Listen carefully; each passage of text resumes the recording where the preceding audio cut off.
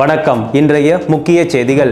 அண்ணா பல்கலைக்கழக மாணவி பலாத்கார சம்பவத்துக்கு நீதி கோரி மதுரையில் இருந்து சென்னை நோக்கி புறப்பட முயன்ற தமிழக பாஜக மகளிர் அணியை போலீசார் கைது செய்தனர். நடிகை குஷ்பு உள்ளிட்ட பாஜக மகளிர் அணியை கைது செய்யப்பட்டு ஆடுகள் அடைக்கப்படும் தொழுவத்தில் அடைக்கப்பட்டதாக சர்ச்சை வெடித்தது.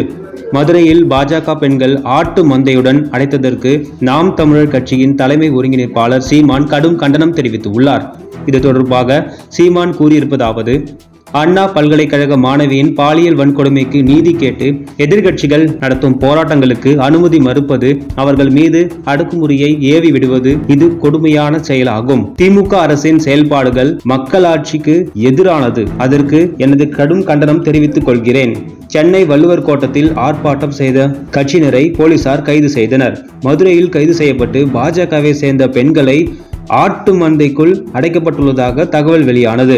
இதை நான் ஒருபோதும் ஏற்றுக்கொள்ள முடியாது என அவர் தெரிவித்துள்ளார். இத்துடன் இன்றைய செய்திகள் நிறைவடைகிறது. வணக்கம். என்றும் உங்களுடன் மை இந்தியா. முக்கிய செய்திகளை உடனுக்குடன் தெரிந்து கொள்ள சப்ஸ்கிரைப் பண்ணுங்க, பெல் பட்டனை பிரஸ் பண்ணுங்க. என்றும் உங்களுடன் மை இந்தியா.